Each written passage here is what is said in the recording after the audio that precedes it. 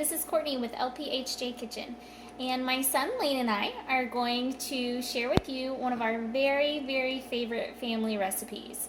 It's blackberry cobbler, but we're making it a little different today, and we are adding fresh rhubarb and wild blackberries that we picked this weekend, right?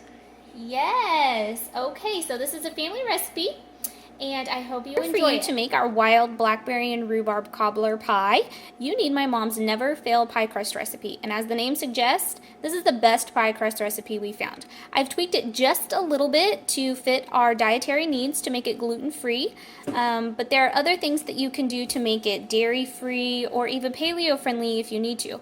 So basically all you need is 2 cups of flour, a half a tablespoon of sugar or honey, a half a teaspoon of salt, a half a teaspoon of baking powder, 3/4 of a cup of cold butter cut into pieces, preferably grass-fed butter. You could also use palm shortening or another dairy-free alternative.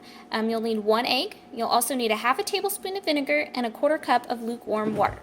And Lane and I will show you how to prepare this pie crust and then how to make the blackberry cobbler. I put all of the dry ingredients in this mixing bowl. You could also do this in a pastry blender, but I'm going to use the stand mixer to save a little bit of time.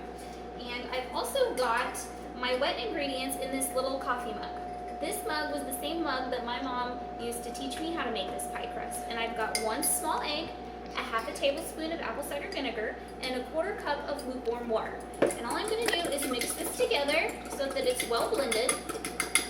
I'm just using a fork. I only make pie crust using this cup. My son, Lane, is the master photographer over there. Okay, so here I have got 12 tablespoons of cold Kerrygold grass-fed butter. I'm going to reserve just a few little pieces of this for the actual pie, but I'm going to put the rest of them in with the dry ingredients, and we're going to cut them in using the mixer. So go ahead and just throw those in there. And you want to make sure that you use cold butter. Otherwise, the pie crust won't form up quite as nicely. Okay, so now that I've got the butter in there, I'm just going to turn this on and let the butter and the dry ingredients combine until the mixture's crumbly. And then we're going to add in the wet ingredients. My dough is now mixed together, and the way that you'll know that your dough is ready to roll out is basically you're going to get something that looks like this. You want it to pull together on its own, and you don't want it to be too dry or too wet. If it is a little dry, you can add just a touch more water, or if it's a little too wet, you can add just a little bit more flour. And you don't want to add too much flour because we're going to roll it out on a floured surface like this. So make sure your surface area is clean. Sprinkle it with just a little bit of flour. And then I am going to break this dough ball in half because I want to reserve some for the top crust. So then I've got half the crust here. I just want to form it into a ball. And then we're going to lay it out on our surface. We're going to coat it in flour. Make sure that you're always rolling it out on a floured surface so it doesn't stick to your counter. You can also use parchment paper or wax paper even to roll this out so that you don't make such a mess, but I like making messes in the kitchen, so I don't mind. Okay, and then you're just going to use a rolling pin and roll this out. Try and get it as in a uniform of a circle as you can. It's a little tricky, but do the best you can. And then what we'll do is we're going to put it into a deep dish pie plate, and we're going to form it all around the edges. We're going to press it down in there nice, and then we're going to take the excess crust off and just make it so it fits the pie plate nicely, and we'll just reserve the other crust for something else. Okay, now we're actually ready for the blackberry part. We've got another little helper, Miss Harper here. And what we're doing now is we've got about 3 cups of fresh blackberries. And then we have about 3/4 of a cup of sugar, which we use organic whole cane sugar, but you could also use any other type of sweetener that you prefer. You could even use honey if you wanted. Just adjust the sweetness to taste, basically. I don't like ours really sweet, so we don't use quite as much. Since this is a family dessert, I'm okay with her eating the berries as we're mixing them, but typically we would never do that. I've also got about a 1/4 cup of all-purpose flour in here. Again, you could use gluten-free flour, which is what we've used here. You could also use a paleo version. You could even use cornstarch, tapioca starch, arrowroot starch, something like that. Basically, we just need a thickener so that the juices from the blackberries don't run all over the pie. So once we mix all this together, we'll add our rhubarb too. I've got about 2 cups of rhubarb here. So we'll just throw that in and mix it in with the blackberries. Whoops. The best part about making family fresh recipes is that I get to share the experience with my own kids. I get to teach them the things that I learned. And yes, my mom also let me eat the blackberries out of the bowl. Believe it or not, I actually ate pie crust too with raw egg in it. But so all we're doing here is we're mixing the rhubarb.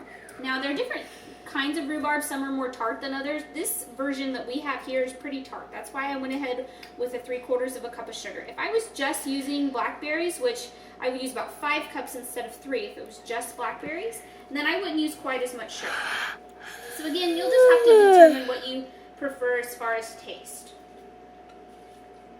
Okay, so once you get all of that mixed together, sugar, flour, and all the berries, you are going to pour this into your prepared pie crust, and then you're going to top it with the other pie crust. However you want to top it. You could just use the whole pie crust and make just one solid pie, or you can also do like a lattice type design on the top of the pie crust. We're just going to throw a few pieces of crust on there and not cover the entire thing.